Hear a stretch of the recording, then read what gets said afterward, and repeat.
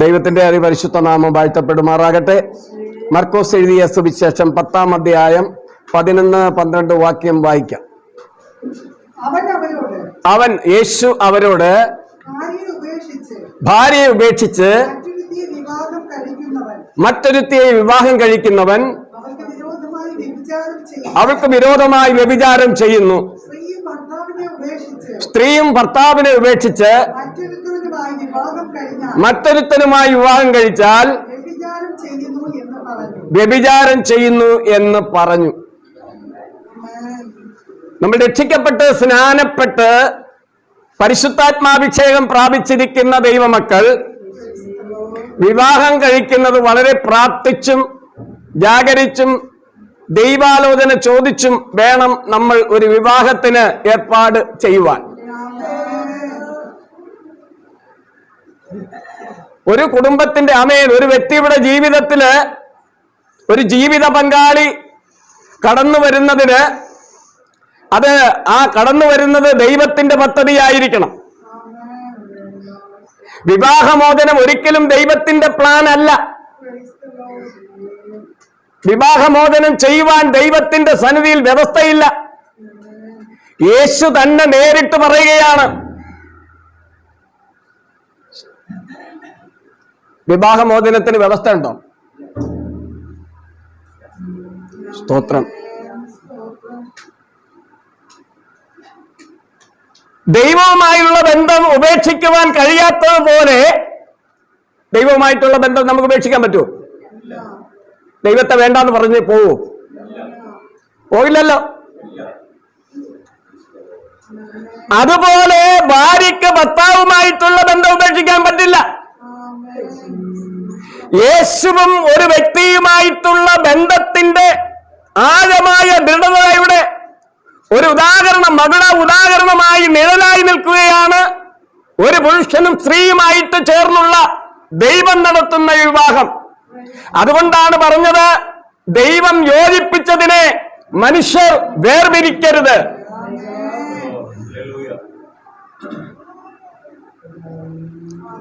വിവാഹമോചനം നേടിയ ഒരു വ്യക്തി ശുശ്രൂഷകനാണെങ്കിൽ ആ വ്യക്തി ദൈവവചനം പ്രസംഗിക്കരുത്. ആ വ്യക്തി ദൈവവചനം പ്രസംഗിക്കാതെ മറ്റെന്തെങ്കിലും കാര്യങ്ങൾ ചെയ്യുന്നതായിരിക്കും ഏറ്റവും നല്ലത്. എവിടെയെങ്കിലും ഇറങ്ങി ഇരുന്ന് കാത്തിരിക്കേണ്ടതാണ് പ്രധാനം. സ്തോത്രം. വിവാഹമോചനം ഉണ്ടായ വ്യക്തി, ആ വ്യക്തികളിൽ ഒരാൾ കടന്നുപോയി മറ്റൊരു വിവാഹം ചെയ്താൽ ആ വിവാഹത്തിന് പറയുന്ന പേരെന്താണ്? വ്യഭിചാരം. വ്യഭിചാരശാലയിലേക്ക് പ്രവേശിക്കുകയാണ്. മത്തായി സുവിശേഷം 5-ാം അധ്യായം 31-32 വാക്യം.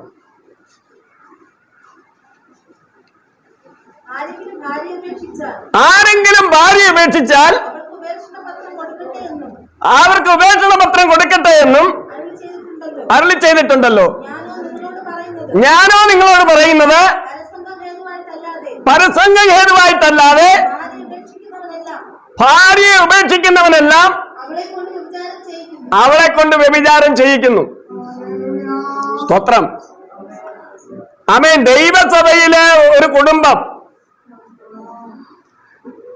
അനുഗ്രഹമായി മുന്നോട്ട് പോകുമ്പോൾ ഒരാളിൽ പിശാച് കയറിയിട്ട് ഒരു തർക്കമുണ്ടായി, അഭിപ്രായ വ്യത്യാസമുണ്ടായി, പൊരുത്തക്കേടുണ്ടായിട്ടുണ്ടെങ്കിൽ, സ്ത്രീ അകന്ന് ജീവിക്കുകയാണെങ്കിൽ ഭർത്താവ് അവള് പൊരുത്തപ്പെട്ട് വരുവാൻ വേണ്ടി കാത്തിരിക്കണം. ആമേൻ. ആ ഇടവേളകളിൽ അവരായിരിക്കുന്ന സഭയിലെ ശുശ്രൂഷകന്മാരും സഭാവിശ്വാസികളും അവരെ നിരപ്പാകുവാൻ വേണ്ടി പ്രാർത്ഥിക്കണം. അതിനൊരു കാലയളവുണ്ട്. അത് കാത്തിരിക്കാൻ കഴിയാതെ സ്ത്രീ വേറെ പുരുഷന് കല്യാണം കഴിച്ചാൽ അത് വ്യഭിചാരമായി തീരുന്നു. പുരുഷൻ വിവാഹം കഴിച്ചാൽ അതും വ്യഭിചാരമായി മാറുന്നു. ഇതിനകത്ത് നിന്ന് ഒഴിവ് വരണമെങ്കിൽ ഭാര്യ വിവാഹം കഴിച്ചിട്ട് ആമേൻ വ്യഭിചാരത്തിൽ നിന്ന് മോചനം വരണമെങ്കിൽ അവൾ മരിക്കണം. അവൾ മരിക്കാൻ ആമേൻ അയാൾ കാത്തിരിക്കണം. അയാളുടെ ജീവിതകാലത്ത് അവൾ മരിക്കുന്നില്ലെങ്കിൽ അയാൾ വിവാഹം കഴിക്കരുത്. അയാൾ വിവാഹം കഴിച്ചാൽ എന്താണ്? വ്യഭിചാരമാണ്. സ്തോത്രം. അപ്പൊ ഈ ദൈവവചനം പ്രസംഗിക്കുന്ന വ്യക്തികൾ ഭാര്യ ഉപേക്ഷിച്ചിട്ട് വേറെ വിവാഹം കഴിച്ചാൽ അതെന്താണ്? വ്യഭിചാരമല്ലയോ? അല്ലയോ? വ്യഭിചാരമാണ്. സ്തോത്രം.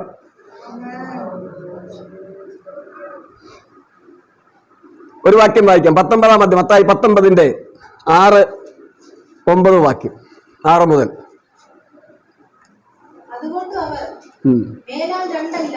അതുകൊണ്ട് അവർ മേലാൽ രണ്ടല്ല ഒരു ദേഹമത്രേ. ആകയാൽ ദൈവം യോജിപ്പിച്ചതിനെ മനുഷ്യൻ വേർതിരിക്കരുതെന്ന് ഉത്തരം പറഞ്ഞു. സ്തോത്രം. ഞാനൊരു കാര്യം പറയട്ടെ. ഒരു വിശ്വാസി പിന്മാറിപ്പോയെന്നിരിക്കട്ടെ, രക്ഷിക്കപ്പെട്ട് സ്നാനപ്പെട്ട ഒരു വ്യക്തി പിന്മാറിപ്പോയെന്നിരിക്കട്ടെ, പക്ഷേ ഒരിക്കലും അവന്റെ രക്ഷയുടെ വാതിൽ ദൈവം എന്ത് ചെയ്യത്തില്ല? അടയ്ക്കത്തില്ല.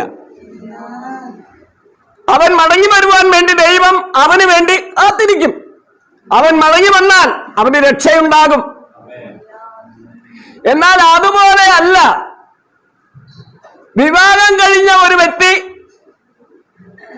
ആ ഭർത്താവ് ജീവിച്ചിരിക്കുമ്പോൾ മറ്റൊരുവനുമായിട്ട് ബന്ധപ്പെട്ടാൽ, അല്ലെങ്കിൽ വിവാഹം കഴിച്ചാൽ, ഉപേക്ഷിച്ചാൽ അത് വ്യഭിചാരമായി മാറുന്നു. സ്തോത്രം. സ്തോത്രം. അതുമായിട്ട് ബന്ധപ്പെട്ട ഒരു കാര്യം വചനമാണ് നമ്മൾ ഇന്ന് ചിന്തിക്കുന്നത്. റോമർക്ക് എഴുതിയ ലേഖനം 7-ാം അധ്യായം 1 മുതൽ 4 വരെയുള്ള വാക്യം.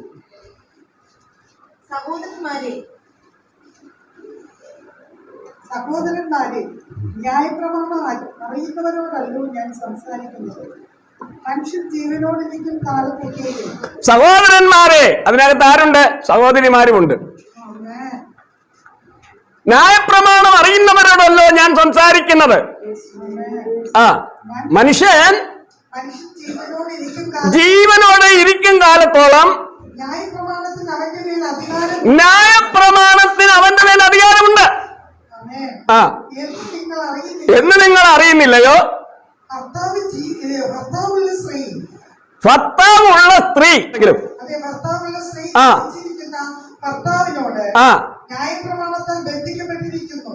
ഭർത്താവുള്ള സ്ത്രീ ജീവിച്ചിരിക്കുന്ന ഭർത്താവുമായിട്ട് ന്യായപ്രമാണത്താൽ ബന്ധിക്കപ്പെട്ടിരിക്കുന്നു.